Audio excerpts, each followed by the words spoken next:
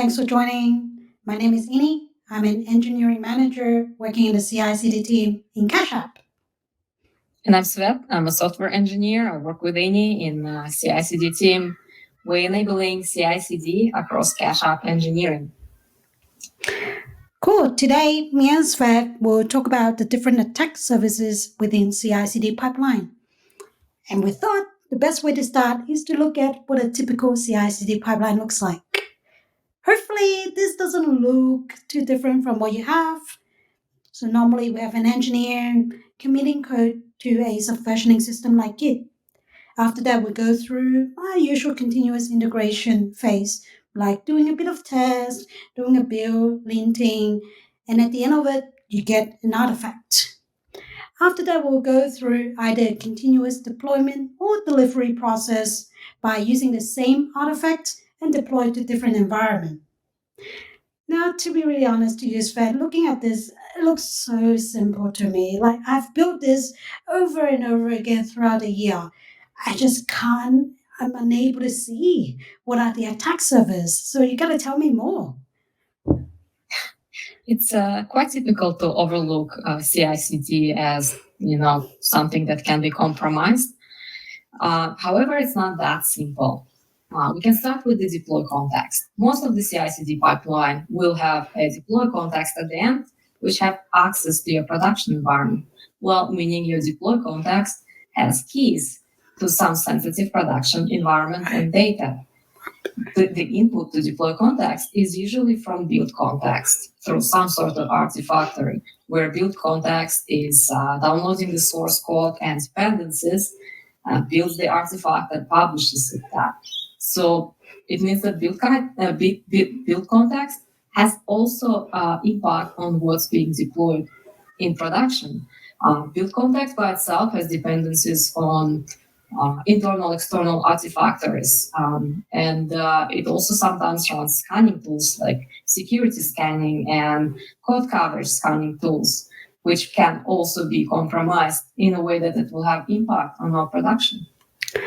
I think you're right. I've definitely overlooked all these different attack servers. All right, well, actually, let's kind of decompose what are the components in CI/CD then.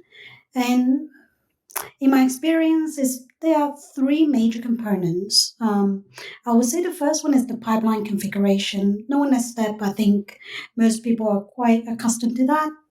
The second thing would be the build agent. They are the one that are actually doing the work, so we need to give them permission so that they are not blocked. Last but not least, they are the source code and dependency will be another important components too. So let's have a look at the pipeline configuration first, Sven. So attack on the pipeline configuration can be quite simple, actually. Usually steps, configuration, and build scripts are stored in a Git repository next to your service. Sometimes step configuration can be outside, but still referencing the same build scripts next to your service. So an attack area here is an attacker can completely modify your step configuration and build scripts and run arbitrary code in the build context. How it's possible? Well, most of the repos actually configured to run pipeline on branches and pull requests. And most of the repos have a welcoming contribution strategy where contributions are welcomed from everyone. So how bad could it possibly be to run arbitrary code in the build context?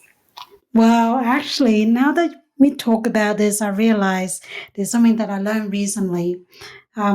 I have been deploying infrastructure from a pipeline for a long time. And usually how we design it is for a pull request or for a branch, we'll run Terraform, or in particular, Terraform plan. Doesn't sound harmful, right? I mean, you're just doing a plan, getting the diff to make sure the thing that you expect to change are changing. Now, I realized recently that you can actually run arbitrary code in Terraform plan. I was quite mortified. Beside the fact that you can run arbitrary code, the fact that Terraform plan actually have access to your environment means that it can do a lot of damage. So this is definitely very, very serious. So what are some of the mitigation that we should do? So I think, well, for complete list, I would really recommend to look through the top 10 CI/CD risks. The one we're actually talking about is called poison pipeline execution. Some of the mitigation strategies I kind of like to think about is be okay with the fact that arbitrary code will be run in your build environment. Um, well, how you possibly can be okay with that? Well, first of all, have isolated pipeline environments where each pipeline just can't and shouldn't have access to any other builds happening at the same time. The other ones separate your context, sensitive versus non-sensitive. Branches and pull requests, they should actually be running in a non-sensitive context, meaning that I only need to run my unit tests and maybe linting to verify that my pull request is okay to be merged, meaning that this context should not have keys to any of the production environment or any sensitive artifactories. Cool. Yeah. Cool. Well, it sounds like a good plan for this particular attack surface. Let's move on and have a look at the next one, which, just as a reminder, the next component that we talked about was the build agent. And, now that I think about it, the build agent actually have a lot of superpower. What I mean by that is it has a lot of access. So it can access our source code. It can access the artifact repository by pushing artifacts to it. It can access external dependency repository. And last but not least, it had access to our data center or cloud environment for deployment services purpose. So it does sound like we need to be really careful with our permission model, right? Yeah, build agents are scary. They by design have secrets and permissions exposed to them. So some of the attack happened to one of the code coverage tools called Code. What happened was the tool was compromised, and all the customers of this tool were using it to run it in the CI/CD process across different steps. So the attack was to actually expose and leak all the environment variables to the third-party server. Not great, and now the impact of this attack really depends on what was actually given to the build agent, meaning the scope and what type of secrets, right? Were they long-term, long-running secrets or temporary?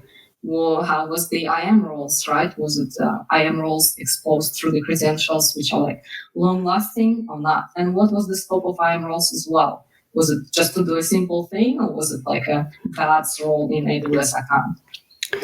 Definitely sounds very scary to me. So I think some of the mitigation, and I reckon one in particular that was similar to the last one that we have, is to have isolated pipeline environment. Once again, the pipeline that we're running should only have access to what the pipeline needs for that particular purpose. Yep, I agree.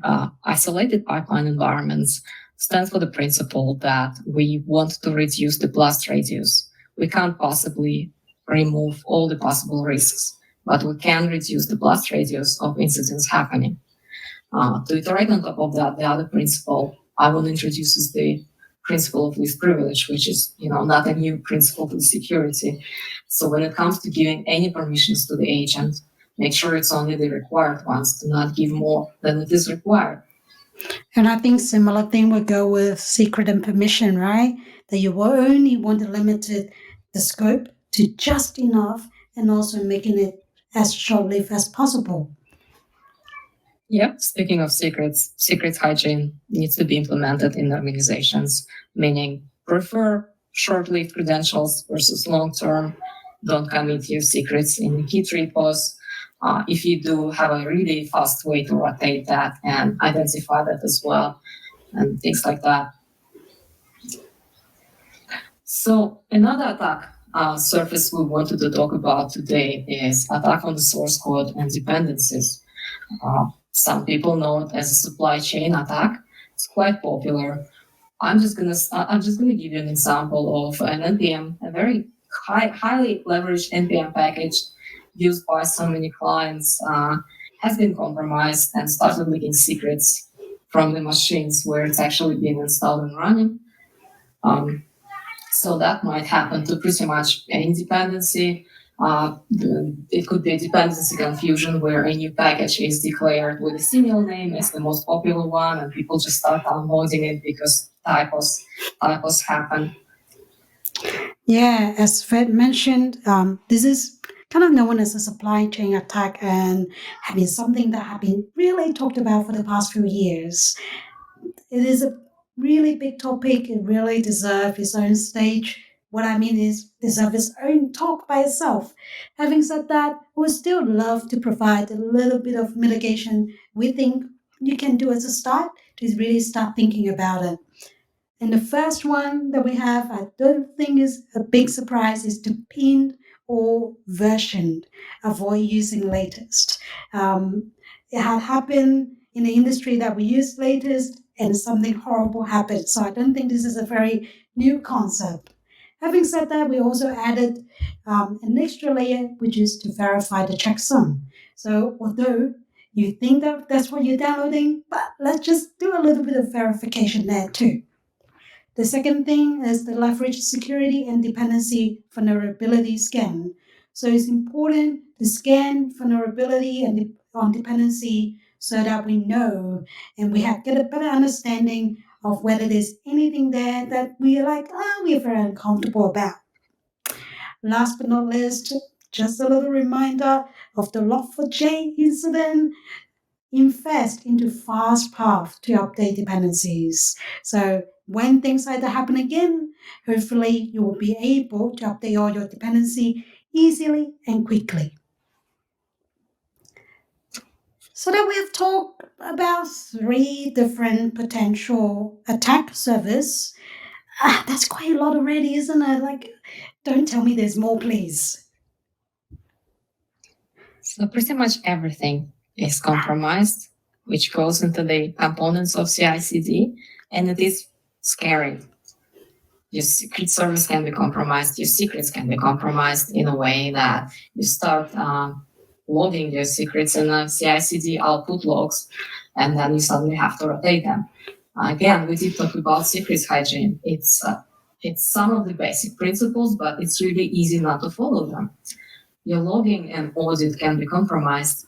What it means is like you might not have enough logging to even detect an incident from the first at the beginning, but also you might not have enough logging and audit to understand the impact of security incident happening. The flow control mechanisms could be compromised. So what's flow control mechanisms? It's basically all the controls which are put in place between me modifying the code till me actually merging this code into production. So, for example, Homebrew was compromised through this area of attack, where an attacker was able to bypass auto-merging rules in a pull request and merge on a secured branch a malicious code without any approvals. Well, they're all very, very scary thing that we talked about today. Hopefully, you all are still here. We didn't scare you off. For our CI/CD team, we are still on a journey to learn more about this, and we are still on a journey to identify where are all the attacks and what we should be working on first. So we lean heavily on the threat modeling technique, and I think a lot of you have done it before, but just as a little recap, usually what you do is identify the actors of the system, then you list all the components, the assets, and its interaction interfaces. So the input, output, what data they need, so on and so forth. Then we call out the required permission for each of the interfaces. And then after that, we can use a checklist like Stride or the top 10 vulnerabilities to identify all the potential risk. By then, I'm pretty sure you'll be very tired and very overwhelmed with this huge list of things and where you should start first. That's why prioritize the threats and capture them as part of the feature development. Usually the hardest part.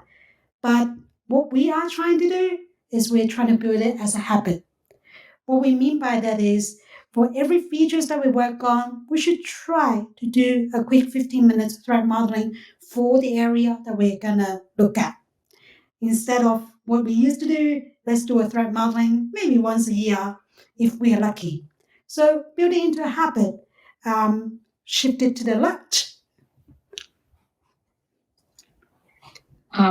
And I guess before we wrap up, I would like to mention some of the resources which I found interesting. First of all, the top 10 CI/CD security risks, which we keep mentioning on every second slide. A really good resource to use it as a checklist and just go through each of them one by one to understand what are the possible things which can go wrong with your CI/CD. Besides that, have a look at some of the actual incidents happening with other companies and open source tools when the CI/CD is compromised. And this is it by now. Thank you. Thank you very much.